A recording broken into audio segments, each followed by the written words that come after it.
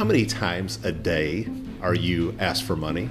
I'm asked a lot. Okay, so I would say if I don't look at my email for an hour, I probably at least have one response.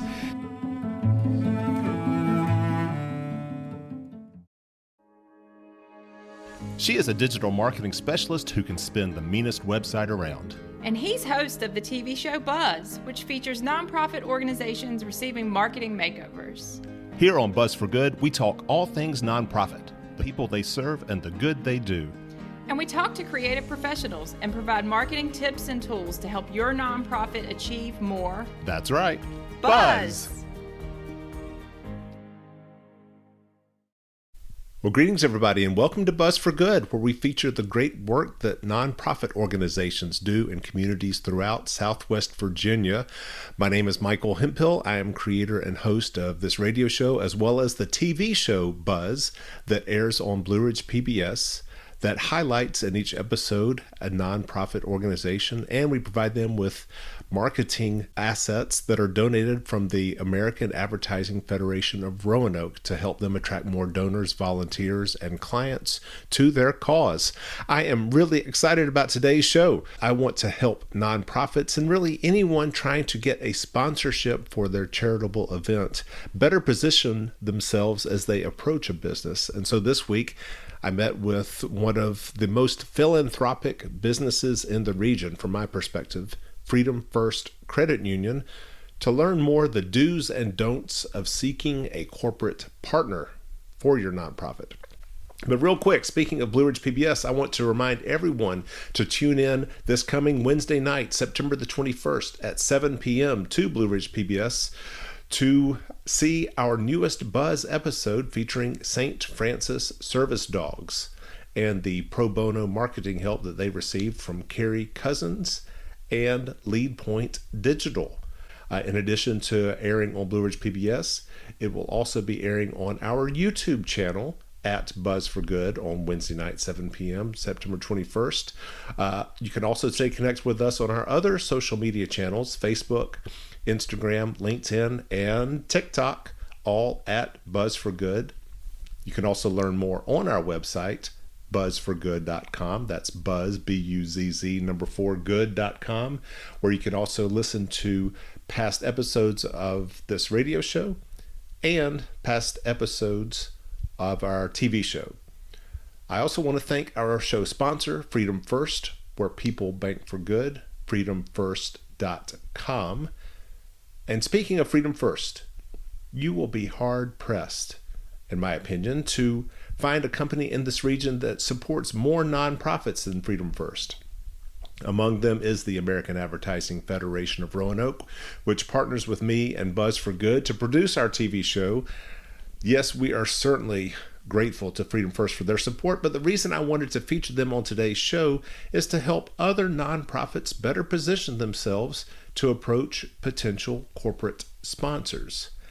Having been in the nonprofit world for nearly 20 years now, I have seen so many nonprofit leaders who are passionate and dedicated to their mission get frustrated when they are unsuccessful in attracting businesses to join their cause. And so I thought it would be appropriate to sit down with Steve Hildebrand, Senior Vice President of Marketing and Product Development at Freedom First, to learn more about the whys and the why nots of corporate giving.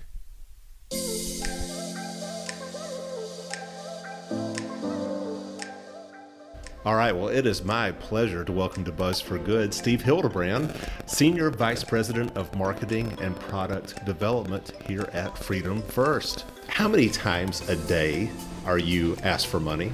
I'm asked a lot. Okay, so I would say if I don't look at my email for an hour, I probably at least have one response. Wow. So I'm probably asked between 5 to 10 times a day for some sort of donation or sponsorship request, or be part of some sort of event in some sort of way. We have an ice cream truck as part of Freedom First, and right. that's part of it. And that's another request. I've seen that out and about too. It is awesome. Yeah, it's a really cool way for us to give back to the community. No pun intended. Yeah, exactly. Yeah. And we have been a part of over 300 events. Wow. Just with the ice cream truck this year. And so that takes a lot of coordination. That takes a lot of manpower to go out to these events. And during the summer, we're probably at 2 or 3 events a day. So we have those requests that are coming in, plus the sponsorship, which we've been a part of over 200 already this year. So incredible. It's really, there are a lot of requests. I love them. I tell people quite often that it's not my personal opinion on whether we do events. I look at it from a business perspective.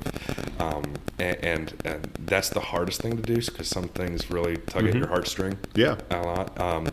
And you really have to put out those personal feelings and make a good business case and business decision for the organization. And by the organization, you're referring to Freedom First. Freedom First, yes, absolutely. Right, yeah. Right. So I work for Freedom First and have for about 10 years now. So through my history here, I've dealt with and seen a lot of different requests from a number of nonprofits, number of different organizations in the Roanoke community, and I've learned through the year there are hundreds, if not thousands, of nonprofits. Right. And in just your service area. Yeah, in our service area, and we cover Roanoke, Blacksburg, Lynchburg, Waynesboro, Stanton, Charlottesville, and all the surrounding areas. And Smith Mountain Lake. So there are just so many nonprofits to mention, and all of them have great causes. All of them are great in their own right. So deciding what to be a part of is really a huge challenge that I struggle with every year, and developing guidelines and how we select what we're going to be a part of each year. Well, I think from kind of growing up in the nonprofit world, how you led that question off is how you're looking at it. And yes, in part from, is the cause good, but also how is it going to benefit Freedom First? Yes. And I think a lot of nonprofits don't have that mind. They think, oh, well, if it's a bank, it's Freedom First, they've got all this money and they want to do good with it without really thinking about how it's ultimately your goal is for it to also enhance Freedom First visibility. Yeah. And that's one of the traps, I would say, for a nonprofit. I mean, they all have great causes. So assume going in that you are competing against another great cause. So we're looking at all those different factors to determine, one, how much to give and how much involvement we need to place to make to get a business benefit for us. Right. Because at the end of the day, I'm responsible for getting benefit for the organization. Balancing community impact at the same time. So it's quite challenging, and I don't think a lot of people understand how challenging that can be, and the amount of requests we get. If we gave, say, $500 to every organization, we could do nothing else as an organization. We gave $500 to every nonprofit that's out there. So we have to be selective. We have to learn how to say no. Even when, like I said, it can be pull at the heartstrings, and it's a good cause. It's something you want to be a part of, but you still have to say no, because it just, there's something there that doesn't provide the maximum benefit for the organization.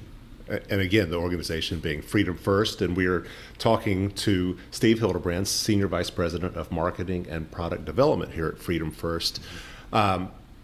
What is the biggest no-no that you've seen in a nonprofit approaching you guys asking for some kind of sponsorship or some kind of benefit?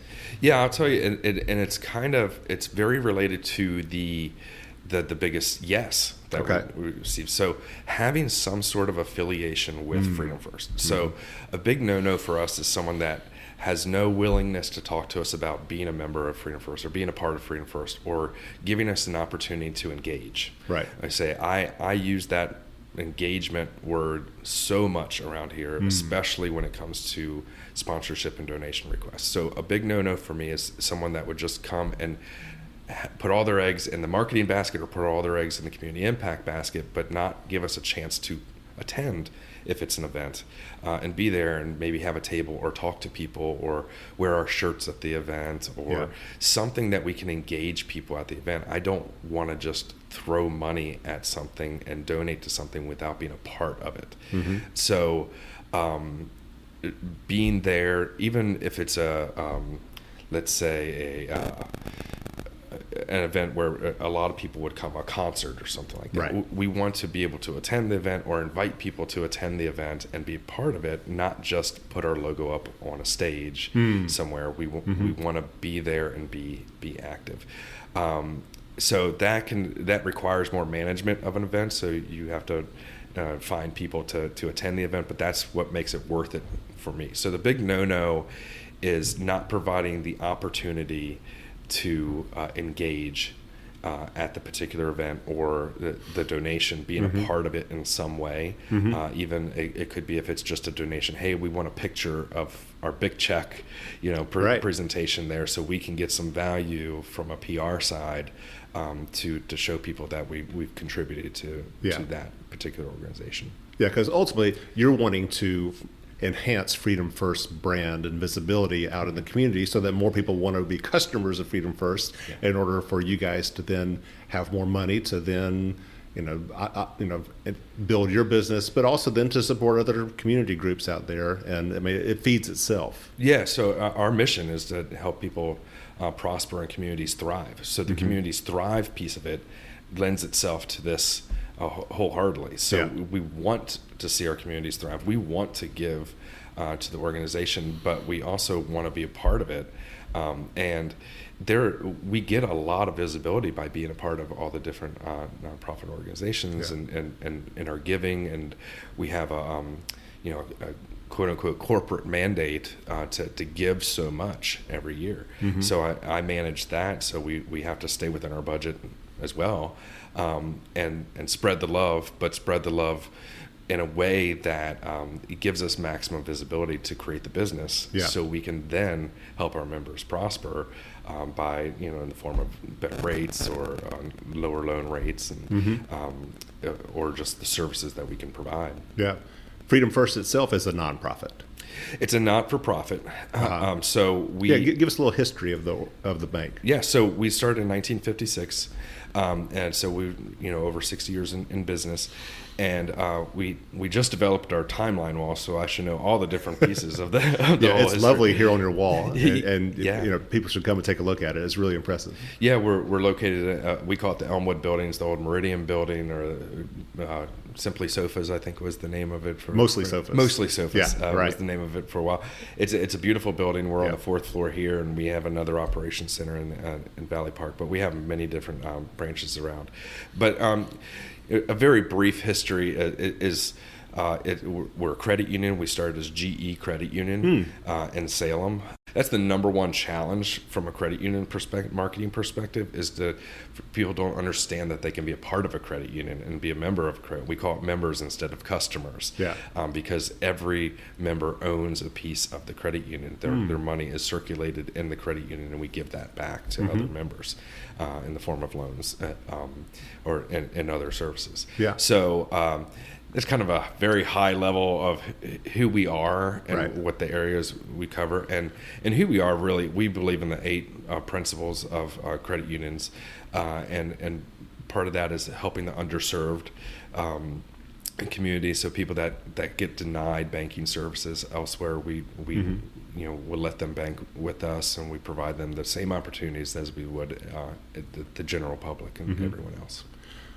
Was there something that happened over the last year or 2 years that suddenly launched Freedom First into what, from my perspective, everyone's consciousness? I mean, it seems like there was, I hadn't heard much of Freedom First up until, like I said, about 2 years ago, and then suddenly Freedom First was everywhere. Yeah. Did something happen strategically? So you're going to stroke my ego a little bit. So I'm a marketing guy. So marketing guys like to take all the credit for everything. Yeah. So Okay. we really stepped up our marketing. So there were a lot of different factors. We stepped up our marketing efforts tremendously. We were provided the budget to invest in a lot of different marketing initiatives. My marketing staff got educated on how to do a lot of things. We moved a lot of things in-house, and it just made us more efficient on the marketing side, and we strategically placed our marketing efforts throughout the valley, just very strategically. Okay, so we had the perception of being seen a lot. The other part of that is we became more involved in more of the events that we had talked about. So I came up with this thing where we're not just going to throw money at something. We want to be engaged. We're going to say no if we can't be engaged in something. And it puts us in the middle of all the events that we have in the community. So those were two big things. The other one, the organization is growing by leaps and bounds. And people are starting to recognize and see the involvement we have in the community and how much we give back, and they want to be a part of something that's growing and something that's bigger than themselves. Right. And it's really fun to sit back and watch that happen. That people want to be a part of it, and they're we're opening more accounts than we ever have. We're helping people in many different ways. So that was another big piece of it, just growing organically, growing more locations, growing our staff. I mean, when I started, I think we had 120 employees. Now we're up to 340 employees. So we're hiring locally. We're hiring the right people that have the mindset of a community give back and helping people prosper. So we're hiring the right people. We're putting them in the right positions. So the people, the employees of Freedom First, are bought into what we do and how we do things, and they're actively going out in the community and seeking out those opportunities where we didn't do that, like you said, maybe before 2 years ago. We kind of sat back and let business come to us. We are actively going out and getting business and really trying, and because we have that mindset of everyone wants to be a part of the community. So we have the right people in place. The organization is growing by leaps and bounds. Of course, my ego marketing side is going to say we're marketing more aggressively. But you, like you said, you had to have the budget to do a lot of those things. You have to have the funding and the commitment by everyone to devote those resources, because oftentimes it's the marketing budget is the first thing that gets cut. In any organization, because that's viewed as expendable. But I mean, I would say, and I did not ask that because of what you guys have done to support Buzz for Good. I mean, I've just literally seen you guys everywhere. I mean, most visibly here in this beautiful new building in downtown Roanoke, which is a marketing opportunity in and of itself. But I mean, it's not that I hadn't been noticing, it's that you guys made an effort to be noticed. We really did. I mean, it was a conscious effort. I wrote it in the marketing plan for the year. I asked for a lot more money than I had previously asked for on the marketing side, and I had a plan. I said, this we want to be really, really visible. We want the perception that we're everywhere. So how do you get that? Well, you kind of have to be everywhere, and you have to say yes to a lot of different things that maybe you wouldn't have before. And I think maybe the 3-4 years ago, we limited ourselves to events. We said, okay, we're only going to do 20 events a year. And we'll be the major sponsor of that, but we're only going to do 20. It was a huge shift to come back and say, hey, we're going to do more than 20. We're going to do 200. How about that? And everybody was like, well, I don't know whether we can do that. So we had to hire an event person. That person had to be really active in the community, really had to be out there attending all the events. So you had to have the right people out there. And then you also had to have, I think Roanoke and this market has changed in that people value that community, value the being local more. So at the same time we were doing this, the whole mentality of local community activism really raised itself. So there was a lot of different not factors. just geographic affinity, but also I think just people want to support organizations that are doing good. Yes, probably more so than any other time. I mean, I think at one previously it may have been, you want to support the place that offers the best price or, the lowest price. But I think more and more there's customer service, and it's also just, I want to be part of the good guys. I want to be on the good team. Yeah, you want to be a part of something that's bigger than yourself. Yeah. And local and understanding. So what I've found just from a marketing side, I can put a digital ad or I can put a television ad or radio ad, and there's value to that. But having the conversation about who we are and what we do and keeping money local and helping our local economy, 9 times out of 10, someone will join based on that conversation. Mm-hmm. So how do you get those conversations? Yeah. You're a part of nonprofits, you're part of events, you're part of other places that see the world as you see it, mm-hmm. being part of local things. So being more engaged in local nonprofit efforts, and people boots on the ground that are going out talking to people, mm-hmm. that's where our message is really, really valuable when people see the connection there, where a digital ad might not do that necessarily. Right. I love it. So it's more time intensive, but it seems like it's paying off. Yes, it's one person at a time, yeah. and then watching that grow to different people and watching those people be advocates out in the community for you. So that has been. It's been fun to watch, mm-hmm. but it's also been fun to be a part of. Yeah. And watching this organization, Freedom First, grow over the years has been a phenomenal feat that we've had. And it's not one thing; it's just all these different combinations, and it's really fun to see it all come together and watch us grow. Wonderful. All right, well, once again, joined here on Buzz for Good by Steve Hildebrand, Senior Vice President of Marketing and Product Development at Freedom First. How important, kind of to your point about, really making this a time-intensive effort by your folks, how important is it to have a personal relationship with the business that you, the nonprofit, are trying to approach for some kind of support?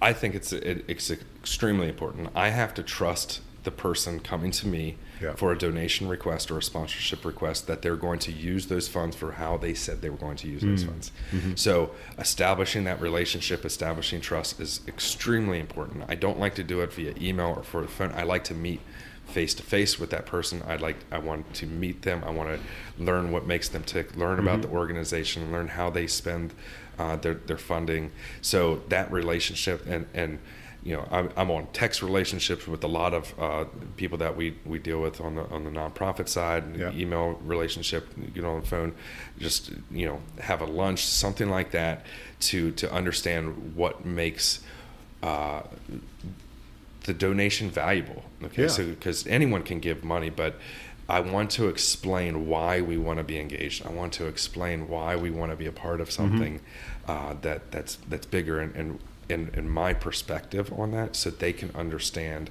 hey, it's great. You have a piece of paper that says, I'm asking for this amount of money and this is what we're going to do for you. But I rarely, if ever, go off that piece of paper. I say, well, this is what I want to do with this money. Right. I want to be at the event. That's more valuable than putting my logo on something. Yeah. I want to be there and be a part of something. And I want us to form a relationship, not just a donation relationship where I'm just writing a check. Sure. Right. So I think the personal relationship is really, really essential. We are shifting the whole model here at Freedom First, really on that personal relationship basis. And that could be why we're growing so much too, is we really value those personal relationships. And I'll give you a quick story because I think it's really applicable here. So we have a private banker here that his name is J.R. Clark, and he writes text messages to some of the members that he works with, happy birthday, or he'll write them a poem. He'll write a song for them, and he'll text me and go, hey Steve, do you think this song is good? And I'm like, who does this? who sends a poem to their member of a credit union? But he does. That's that personal approach that he has, and they know that they can text him with questions about their banking and anything really, because he's writing them poems on a Saturday, but he's constantly, that's that one-on-one personal approach that we have. And I want that from the marketing perspective. I want to be able to text a nonprofit that's asked us for money and say, hey, tell me a good story about how the money helped you all, so we can use that from a PR side or a marketing side. But I just want to hear those stories. I Yeah. mean, it's our mission at Freedom First, helping people prosper. So I want to hear how you helped people prosper from the money that we gave. Absolutely. Yeah. What I'm still waiting for my song, by the way, but maybe after we stop recording. How would you recommend a nonprofit who perhaps doesn't have a personal relationship with, you or someone at Freedom First? How would you recommend them beginning that process with you guys? I mean, is it a cold call? Is it an email or what? That's a great question. Yeah. And the honest answer is it is hard. And I get that perspective from nonprofit to get in, to get the attention, because we do get so many requests. And my recommendation would be just keep trying. I mean, some people respond better to email. Some people respond better to phone calls and leaving messages, that sort of thing. And then when we respond to that email, just being on your game, being able to answer the questions. I'm a good big brevity guy, so I don't need a book to explain what you do. Just tell me in 20 seconds, here's what we cover, here's where the money goes, here's what we'd like from you. I think one of the big things that I find maybe aggravating is the nice word, is not having a request. Just saying, hey, we have this thing, right? Here are the prices. For everything, and then leading up to you to pick one. Yeah, to pick one. Yeah. So I like it when they're when nonprofits or sponsorships are saying, I would recommend this one because this is the maximum value for you. Yeah. And you guys are a part of this, and this. And that shows me, okay, you've done your homework. You know that we're a part of these other things. You've obviously seen us at these things, so there's value in knowing that we were valued at those events. Yeah. And they want us to do something very similar because they have a plan for this. So I dig that on my side. I really enjoyed them knowing that we're just not just a name that that we're just part of their roster list to call, but they've done their homework. They know who we are. Yeah. It's not like you were just blind copied. We were blind copied in an email that went out to 50 other companies. When someone refers to us as Freedom First Bank or something like that, I'm out.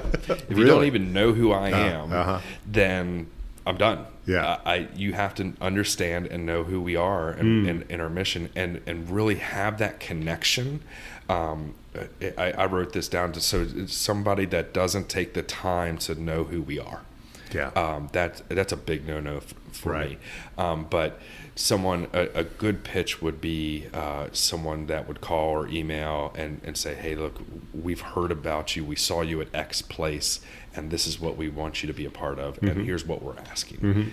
Have an ask. I mean, it's part of sales process, right? Yeah, right. Have an ask. And be okay. No, we're not going to do that. But and the no is not personal. It's not. And so many nonprofits, it's like, how do you mean you can't support my nonprofit that is caring for these puppy dogs, or that is providing a home for the homeless, or providing food for people who can't afford it, or the ballet or the symphony? Yeah. What do you mean you can't support? How heartless you must be? And that's not the case. It's a business calculation. It is. It really is. I have. I'm a geek like this, but I have a Excel spreadsheet that I put all the different information in, and it puts out basically a score. That says that here's the value score of something like this. Now, do I use it every single time? I do use it every single time, but sometimes, from a 1 to 10, if it comes in as a low score, but I just have a gut feeling on, okay, hey, this is really good, or I want to form this relationship with this place, because I see a lot of upside or a lot of similarities to the direction we're going as an organization, and I want to be a part of that now, where there's a tremendous value that's associated with it that's not coming through on my geeky Excel spreadsheet that I'm not getting in there. So I see something, or they're forming that relationship, and they're doing a really good job forming that relationship, and they built that trust. So there is no black white yes no playbook to the request. It is there is a gut feeling. It's not a personal thing at all. Unfortunately, budget does come into play too, and timing. The law of timing. Right. It's so important. If you're getting a request towards the end of your fiscal year, and that budget has already been assigned, probably I would imagine the likelihood of success is going to be much less than if they're catching you perhaps at the end of your budget year as you're creating your budget for the next fiscal year. Then that you could work them better into that as long as it meets your other criteria. If it meets the criteria, the perfect time is when I'm actually creating the budget and I have my spreadsheet open and I get the request. I'm like, we'll put that in for next year, or we can. So if it matches all the criteria, sure, right. But and when is that time, by the way? Just for September, October is typically. So this is a good time for nonprofits to reach out and explore a partnership, a relationship with Freedom First. Absolutely. Yeah, it's a good time. I mean, it's a good time every year. All year. I don't want to turn people away in August or something like that if it's something that's really good, because maybe someone hasn't planned that far in advance or something like that. And it could be a really good connection for us. Okay. Well, once again, Steve Hildebrand, Senior Vice President of Marketing and Product Development at Freedom First. Thanks so much for coming on Buzz for Good. Thank you for having me. I appreciate it.